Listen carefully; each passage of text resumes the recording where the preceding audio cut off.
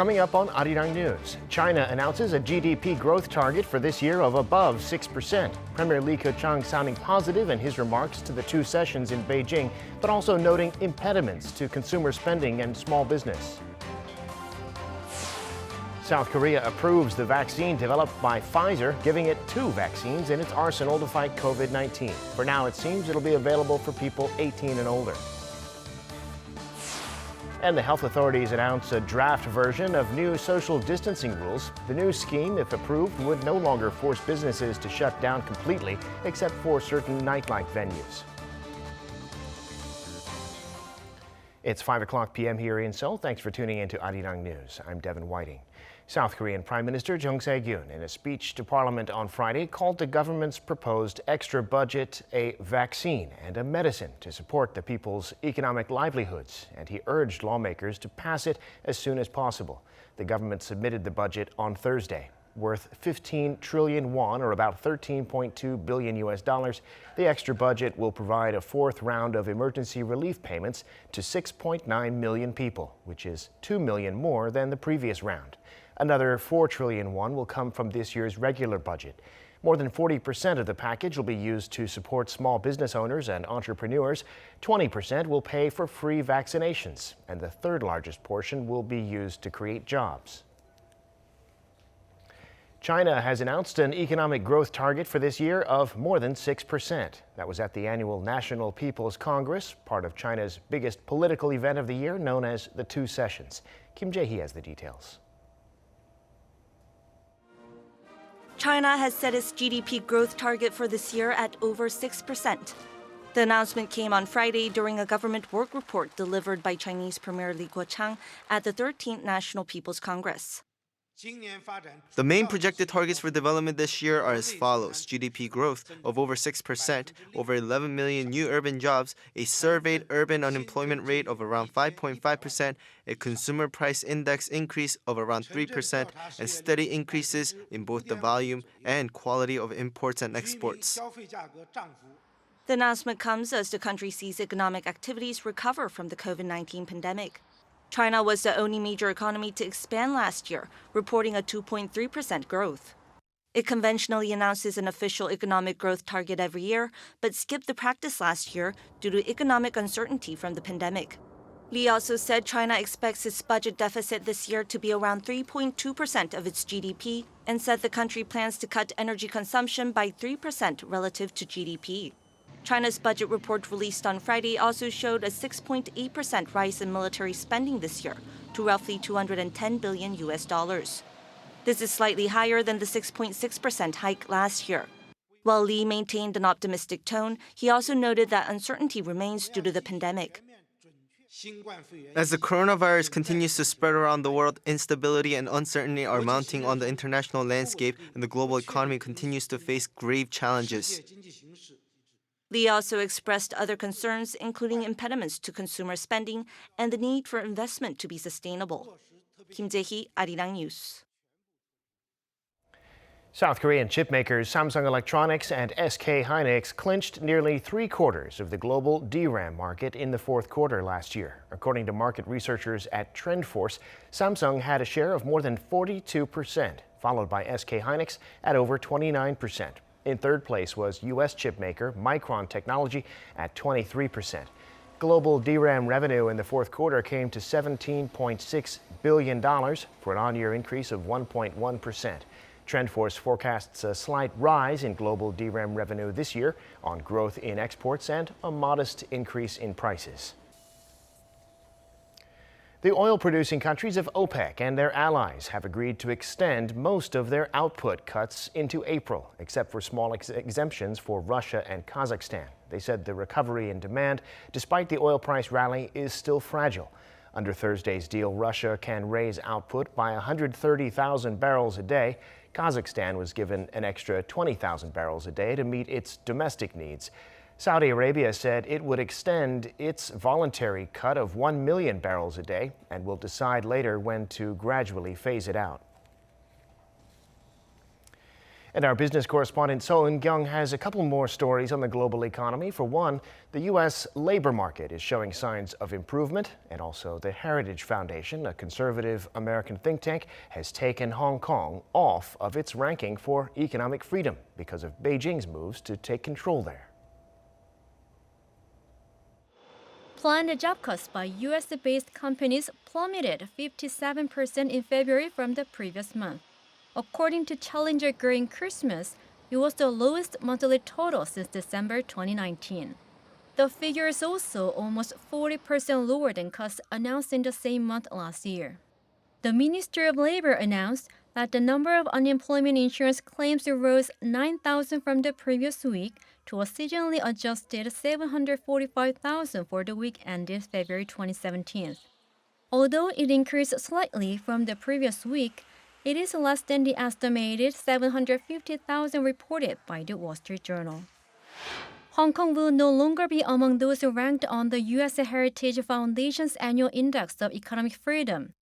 The city, along with Macau, disappeared from the latest edition of the list published Thursday. Instead, it is counted as part of China and ranked with the country. This reflects, as the foundation says, Beijing's ultimate control over the city. Hong Kong had been rated as the world's freest economy for 25 consecutive years. However, last year, the city lost its title to Singapore and dropped to the second place. The change took place amid growing social unrest caused by anti-government demonstrations in 2019. The foundation explains that this year's index measured economic freedom only in countries which exercise independent economic policies. It added that while Hong Kong and Macau residents enjoy policies offering more economic freedom than people in China, developments in recent years have clearly shown that those policies are ultimately controlled from Beijing. This year, Singapore tops the list, followed by New Zealand, Australia, and Switzerland. China is ranked 107th place. The foundation examines 184 economies across 12 areas, including investment and financial freedom. So Eun-kyung, Arirang News.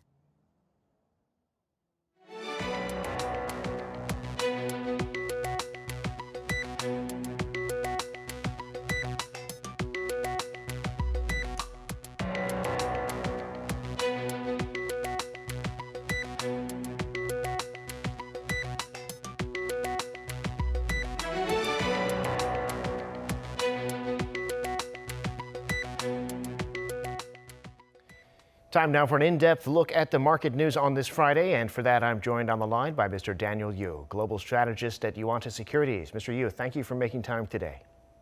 Good afternoon. Well, China is holding its biggest political event of the year, the Two Sessions. They're presenting a new 5-year plan, announcing this year's growth target as well. Investors are watching that and also some moves by the People's Bank of China. What's the story in China today? Yes, as you said, they're having this economic growth meetings.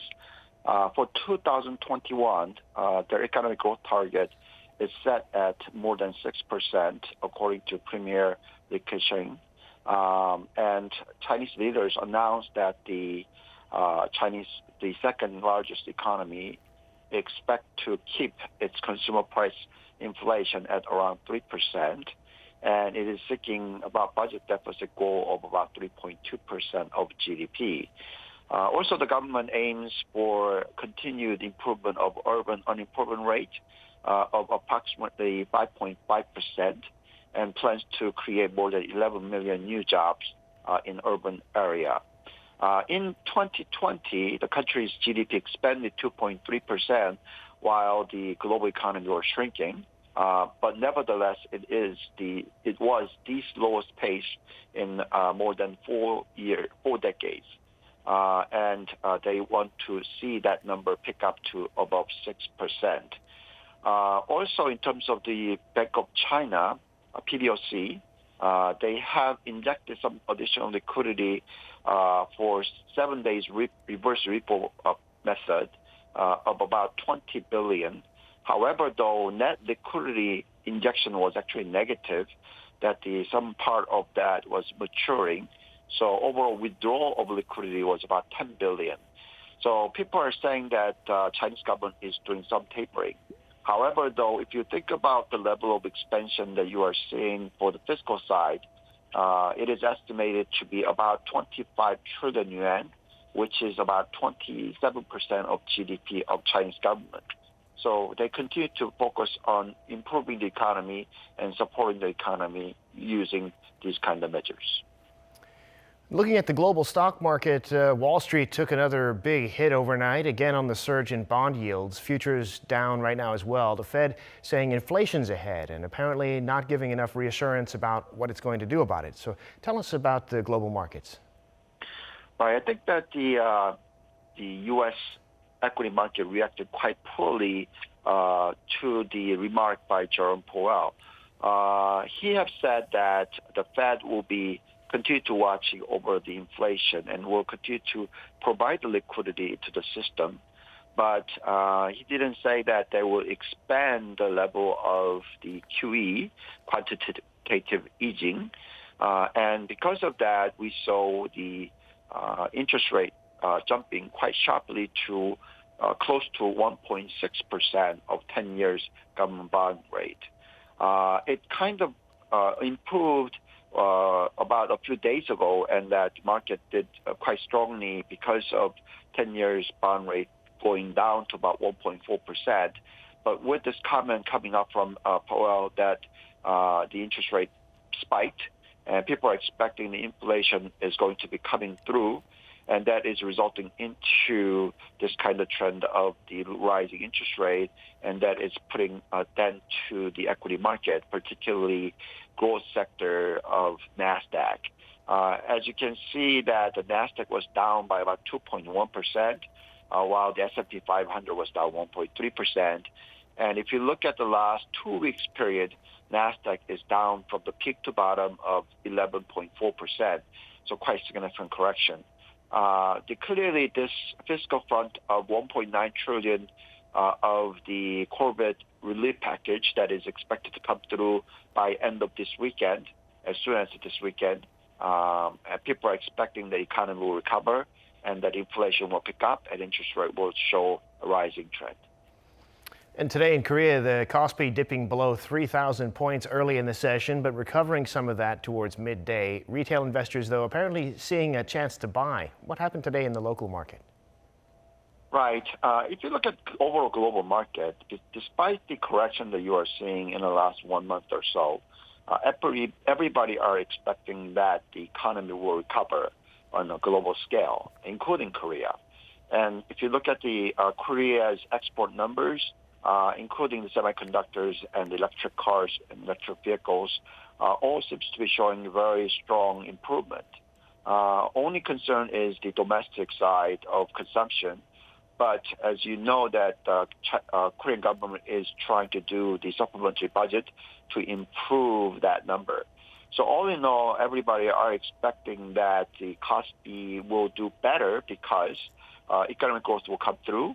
That will result into better than expected earnings for Korean corporations, particularly export-related companies, including Samsung Electronics.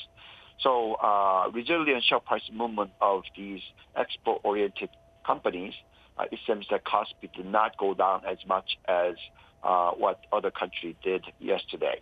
Kospi and Kosdaq were down actually less than 0.5%. We think that if the earnings improvements come through, then yes, we will continue to see equity markets try to do better in the future. And Mr. Yu, last year, Korea's per capita gross national income fell again. It's the first time it's fallen multiple years in a row since the global financial crisis. We'd been wondering when income would reach 40,000 and catch up with the advanced economies, but it looks like it's backtracked to around 31,700. Obviously, the pandemic was a factor, but what can we expect going forward? Right. I think that it's because of the pandemic and also the overall export weren't doing too well last year. That resulted into a negative growth rate of the disposable income. And also, actually, the overall consumer debt level is extremely high, around 100% of GDP, and that actually continues to put that to the overall consumption growth rate. And this is why we think that the domestic consumption is not going to be the key driver for the GDP growth rate of Korea, but rather it will be the export and global economy.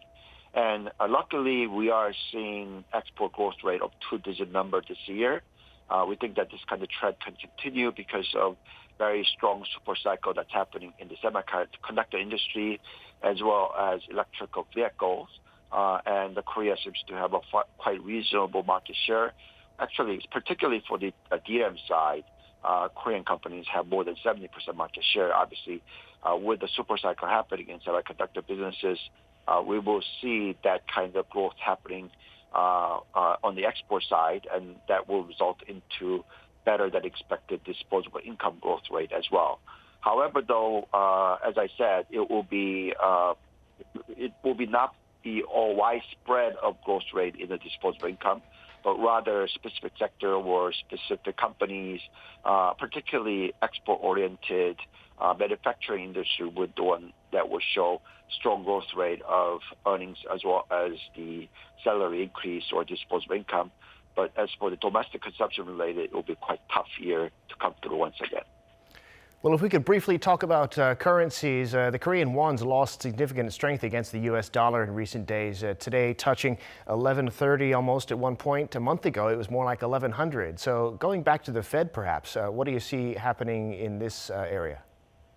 Right. In terms of the currency-wise, it's the reason why the Korean won is depreciating is not because Korean economy is doing bad. It's just that you have seen interest rate rising in the U.S. to above 1.5% for 10 years, and that is much higher interest rate than any other countries relative to, say, European euros or Japanese yen. So if that's the case, then the money inflow will continue to happen to U.S. and inflow of money, that means actually currency appreciating for U.S.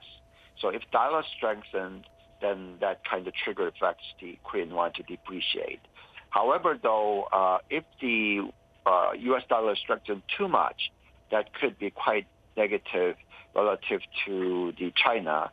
So I don't think that the dollar will continue to show strength over the next 12 months, but rather it will trade in a range bound. So anywhere below 90 of dollar index, it will be difficult to achieve. And also anywhere above 95 of dollar index, that will be also difficult to achieve. So it will be a range bound, which means that the Korean won will be also range bound at 1100 to say 1150. So it won't be a major factor to affect the equity market or the global economy. Got it. All right, Mr. Yu, thanks so much for sharing your insights with us today, as always, and have a great weekend. You too. Thank you very much.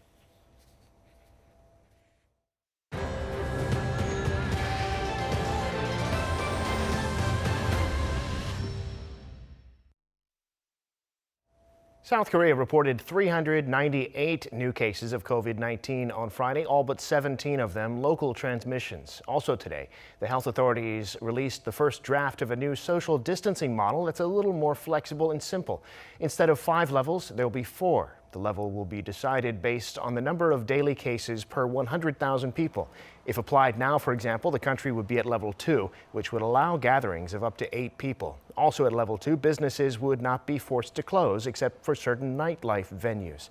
But at level 3, there would be restrictions on business hours like there are now. If approved, this new model will apply once cases fall to a number low enough for level 1. South Korea has vaccinated nearly 250,000 people since its nationwide vaccination program started a week ago. The Korea Disease Control and Prevention Agency says a total of 67,153 people were added to the total on Thursday, raising the number inoculated to 225,853. That's 0.43% of the population. The military today flew almost 5,000 doses to Jeju Island for healthcare workers there.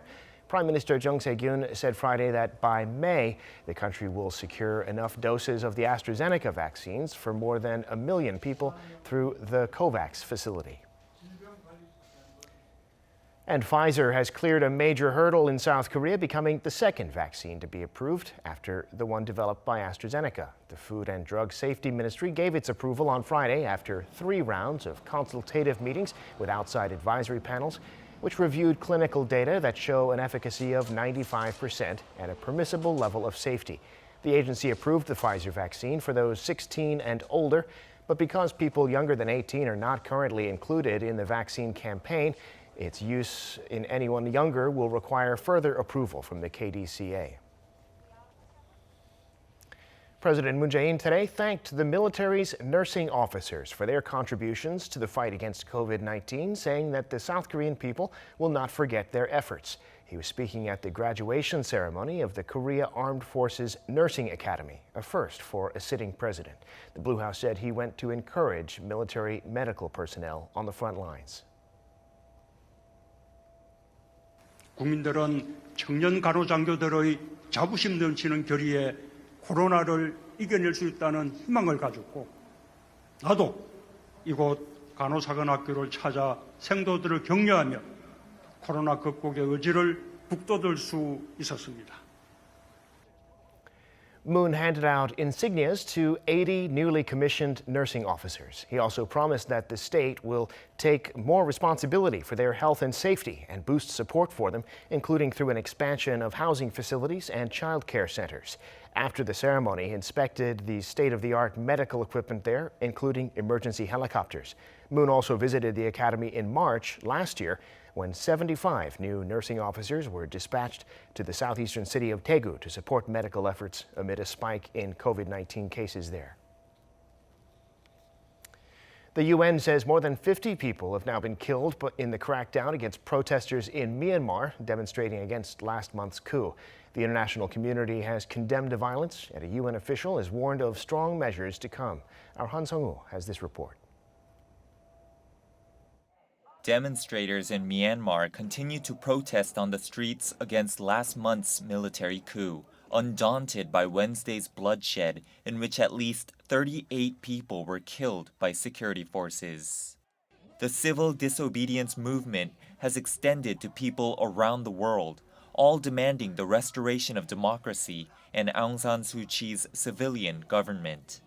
They are terrorizing our country. In simple words, they took our leader. We voted for NLD. We voted for NLD.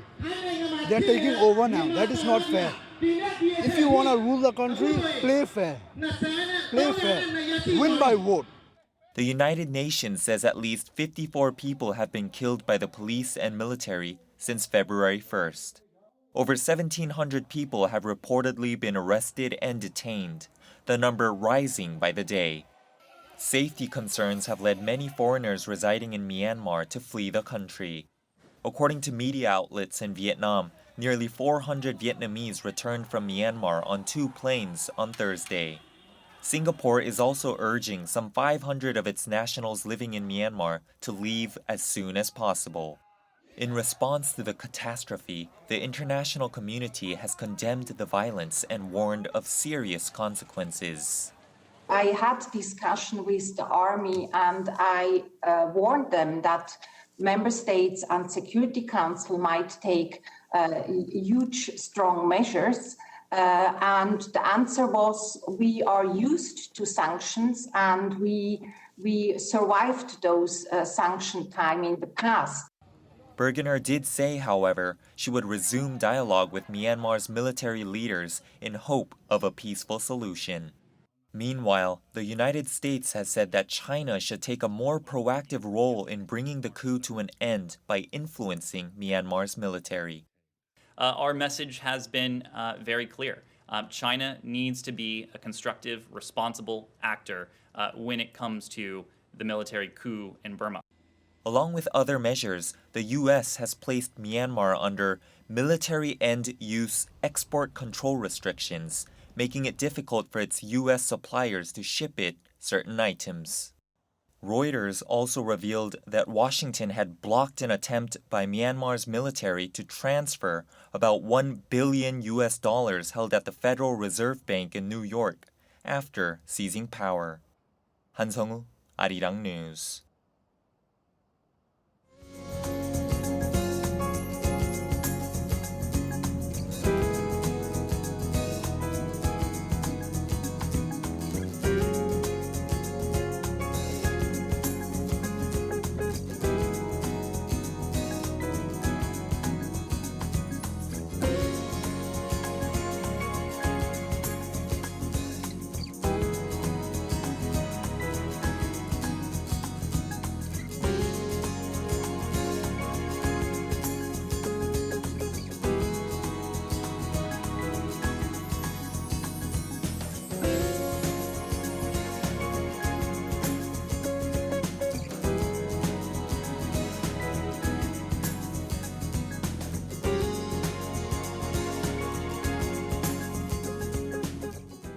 And that brings us to the end of this newscast. Thank you for watching. More live news coming your way at 7 p.m. Korea time.